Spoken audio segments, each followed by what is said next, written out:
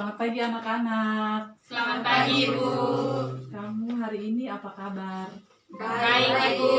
Oh ya, sebelum kita memulai pelajaran, kita berdoa terlebih dahulu. Ada yang bisa bantu Ibu untuk berdoa? Saya Ibu Oh ya, silakan. Nama siapa? Vera. Silakan nama. Baik, selamat pagi Ibu, selamat pagi teman-teman. Marilah kita siapkan hati dan batin kita untuk berdoa. Berdoa menurut agama dan keyakinan kita masing-masing. Berdoa mulai.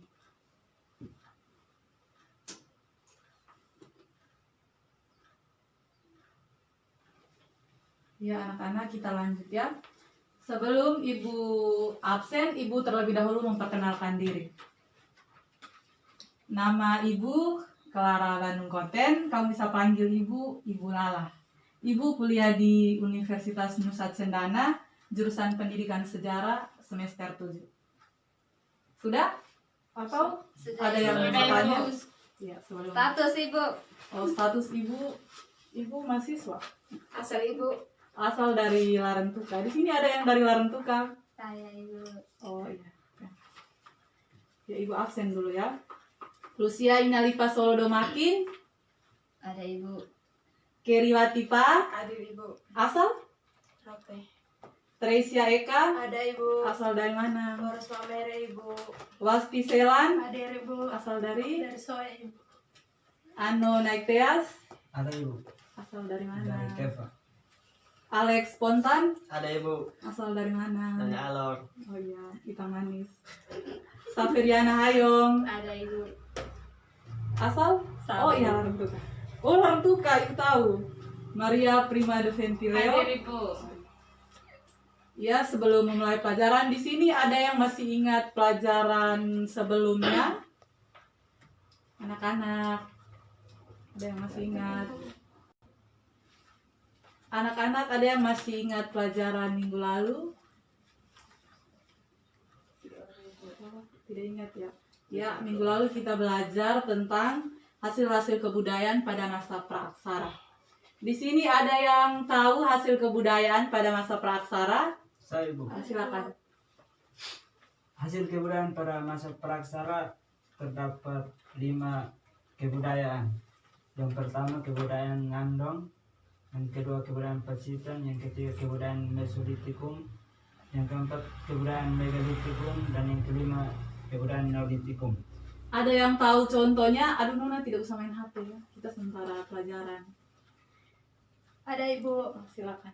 Ini contoh-contoh hasil kebudayaan masa Praaksara, yaitu 1, ada kapak genggam, ada menhir, dolmen, pundan baru undak-undak. Itu, Ibu. Oh, ya, terima kasih. Ya, hari ini kita belajar tentang teori masuknya agama dan kebudayaan Hindu-Buddha di Indonesia. Ada yang pernah dengar agama Hindu, agama Buddha? Pernah Ibu. Coba bisa jelaskan Ibu sedikit.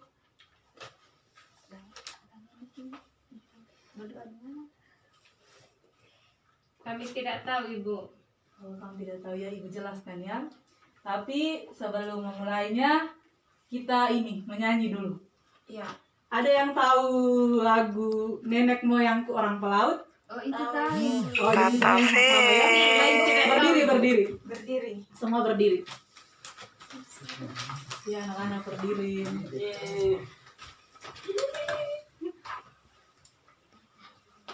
Ada yang bisa angkat? Angkat apa Ibu? Angkat lagu maksudnya. Oh iya. Lagu Silakan. apa Ibu? Nenek Moyangku Orang Pelaut. Nenek moyangku Orang pelaut dengan mengarung luas samudra, menerjang ombak, tiada takut, menempuh badai, sudah biasa, angin bertiup, layar berkembang, ombak menerjang di tepi pantai, pemuda berani bangkit sekarang, pelaut kita beramai-ramai. Oh, sudah. Terima kasih, silakan duduk. Jadi arti ini lagu ini menceritakan kalau nenek moyang bangsa Indonesia itu datang ke Indonesia berawal dari perdagangan, perlayaran. Makanya mereka bisa sampai ke Indonesia. Ya, kita lanjut. Yang pertama, sumber sejarah Indonesia. Sumber sejarah Indonesia ada yang tahu di sini? Tidak. Oh, seperti prasasti, kronik, catatan perjalanan, kitab Sutasoma, Ramayana. Terus sumber lain tuh seperti arca dan candi.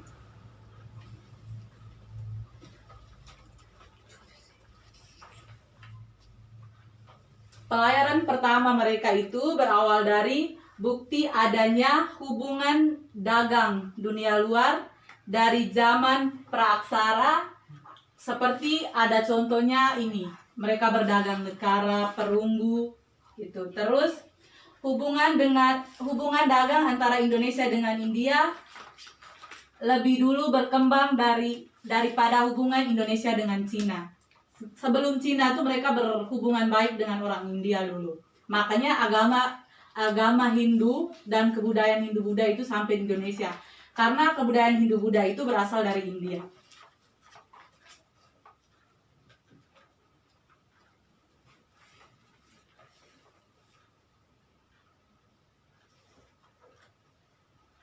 Yang berikut, pengaruh kebudayaan India terhadap kebudayaan Nusantara. Yaitu yang pertama, bidang kebudayaan. Yang kedua, bidang politik. Yang ketiga, bidang sosial budaya. Yang keempat, bidang sosial, seni, bahasa, sastra, dan lain-lain. Yang berikut, bidang kepercayaan seperti lokal jenius. Kan kita Indonesia itu pertama tuh kita menganut agama dan kepercayaan tuh dinamisme dan animisme. Percaya pada roh atau arwah nenek moyang. Terus bidang politik yang dimiliki Nusantara sebelum pengaruh kebudayaan Hindu-Buddha adalah masyarakat Nusantara dalam cakupan wilayah tertentu memiliki kepala suku. Terus yang berikut, bidang bahasa dan sastra. Bidang bahasa seperti adanya kitab suci Negara Kartagama. Bisa simpan HP, Nona? Bisa, Ibu. Negara Kartagama karangan Empu Prapanca. Terus yang berikutnya ada prasasti Yupa. Ini Ibu bagi kamu dalam kelompok supaya kita diskusi tentang teori masuknya Hindu-Buddha di Indonesia. Kamu jumlah berapa orang? 9. 9, Ibu. Oh, bisa bagi kelompok supaya Ibu kasih dia punya Dua soalnya. kelompok. 2 kelompok saja ya, ada yang 5, ada yang 5, ada yang 4. Ya anak-anak, kita lanjut. Kamu sudah bagi kelompok? Sudah, Ibu. Ibu kasih pertanyaan ya. 1 kelompok dengan 2 pertanyaan. Ya. Yang kelompok 1 yang mana kelompok 1? Kami. Oh, kamu 4. Ya, pertanyaan kamu punya tentang menjelaskan pengertian tentang Hindu. Pengertian tentang Hindu. Pertanyaan pertama, pengertian tentang Hindu.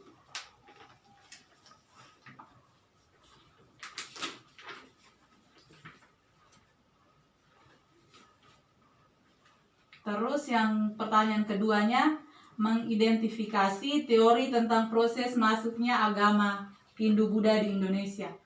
Jadi teori tentang masuknya agama dan Ulang, budaya. Ibu. Teori tentang proses masuknya agama Hindu-Buddha di Indonesia. Ya, yang kelompok 2 yang mana? Kelompok 4. Kamu punya pertanyaan pertama, membandingkan kelemahan dan kelebihan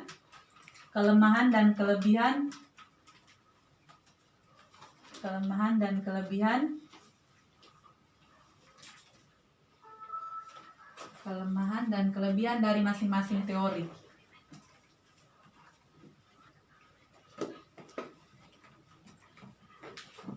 Pertanyaan kedua, menyimpulkan teori-teori yang paling tepat. Teori-teori yang paling tepat tentang proses masuknya agama dan kebudayaan Hindu-Buddha di Indonesia. Kasih Ibu. Iya, sama-sama. Terima kasih, Ibu. Iya, sama-sama. Ibu kasih waktu 5 menit ya.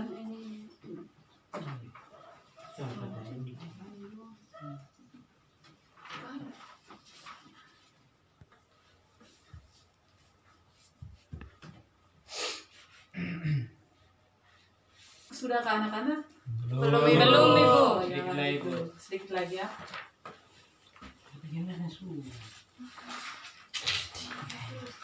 Selesai diskusi. Sudah, Ibu. Sudah, Ibu, sudah. Kelompok mana yang mau duluan presentasi?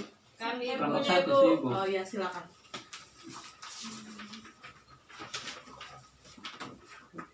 Kita punya baca di laptop saudara. Ya, berdiri di sini. Baik, terima kasih atas waktu dan kesempatan yang diberikan kepada kelompok kami untuk menjelaskan kembali tentang pengertian tentang Hindu dan mengidentifikasi teori proses masuknya agama Hindu di Indonesia. Pertumbuhan agama Hindu tidak pernah terlepas dari bangsa Arya atau berkulit putih, badan tinggi, dan mancung. Bangsa ini termasuk ras Indo-Jerman dari Asia Tengah yang hidup mengembara. Melalui celah Kalber, bangsa Arya masuk ke India. Bangsa Arya menetap di Punjab dan berbaur dengan penduduk asli bangsa Dravida atau berkulit gelap. Kami dari kelompok 2 akan menjelaskan mengenai yang pertama kelebihan dan kelemahan dari masing-masing teori. Yang pertama yaitu kelebihan teori Brahmana, yaitu diantaranya agama Hindu adalah milik kaum Brahmana. Yang kedua, para sasti Nusantara yang pertama menggunakan bahasa Sanskerta. Dan yang ketiga, upacara penobatan kepala suku di Nusantara dilakukan oleh Brahmana. Dan yang keempat, ketika menobatkan raja, kaum Brahmana pasti membawa kitab Veda ke Nusantara. Dan yang berikutnya, raja juga meminta Brahmana untuk mengajar di lingkungan istananya. Dan yang terakhir, koloni India dari Malaysia dan pantai timur Sumatera yang banyak ditempati oleh orang-orang Keling dari India Selatan. Yang berikut, kelemahan teori Brahmana. Yang pertama, bahasa Sanskerta merupakan hal yang sangat sulit. Dan yang kedua yaitu seorang Brahmana dilarang untuk menyeberangi laut. Hasil diskusi bisa dikumpulkan. Baik, Ibu. Ya, kelompok 1 hasil diskusinya bisa dikumpul.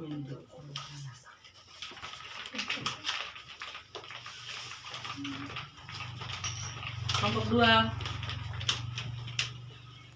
Ya, terima kasih. Ya, kita lanjutkan ya. Jadi, aku simpulkan sedikit mengenai diskusi kamu yang tadi. Yang pertama, agama Hindu. Pertumbuhan agama Hindu itu tidak terlepas jauh dari bangsa Arya atau bangsa berkulit putih, badan tinggi dan hidung mancung. Jadi orang Alor itu tidak termasuk bangsa Arya karena hitam. Jadi itu tidak termasuk bangsa Arya. Bukan begitu. Bangsa ini termasuk ras Indo-Jerman dari Asia Tengah yang hidup mengembara. Melalui Selat Khyber, bangsa Arya masuk ke India. Bangsa Arya menetap di Punjab dan berbaur dengan penduduk asli Dravida. Dravida itu bangsa berkulit hitam. Jadi contohnya seperti bukan ya, Ibu menyimpulkan dari diskusi kalian tadi kalau agama Hindu itu masuk Indonesia berawal dari perdagangan dan pelayaran dari India, Cina. Terus teori-teori yang dibawa yaitu teori Brahmana, Ksatria, Sudra, Waisa dengan teori arus balik. Itu saja, terima kasih. Ada yang mau tambahkan sedikit? Silakan. Iya, Ibu. Tidak ada. Pas. Iya. Waktu kita sudah mau dekat istirahat, jadi pertemuan kita hari ini cukup di sini. Ibu ada tugas untuk kalian. Tulis ya. Siap, Ibu. Tugasnya itu cari tentang penyebaran agama Buddha di Indonesia. Penyebaran agama Buddha, Ibu. Iya. Terima kasih. Ibu. Selamat siang. Sebelum kita mengakhiri pelajaran ini, Ibu minta salah satu dari kamu pimpin kita dalam doa penutup. Oke. Ya, nama silakan. Baik, marilah kita siapkan hati dan batin kita untuk berdoa. Berdoa menurut agama dan keyakinan kita masing-masing. Berdoa mulai. Pas. Iya. Waktu kita sudah mau dekat istirahat, jadi pertemuan kita hari ini cukup di sini. Ibu ada tugas untuk kalian. Tulis ya. Siap Ibu. Tugasnya itu cari tentang penyebaran agama Buddha di Indonesia. Penyebaran agama Buddha Ibu. Iya. Terima kasih. Selamat siang. Sebelum kita mengakhiri pelajaran ini, Ibu minta salah satu dari kamu pimpin kita dalam doa penutup. Oke. Ya, nama silakan. Baik, marilah kita siapkan hati dan batin kita untuk berdoa. Berdoa menurut agama dan keyakinan kita masing-masing. Berdoa mulai.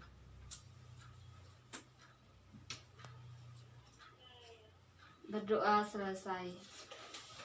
Selamat siang anak-anak. Selamat siang, Ibu. minggu depan. Iya Ya, Ibu. Ibu. Bye-bye, Ibu Chan.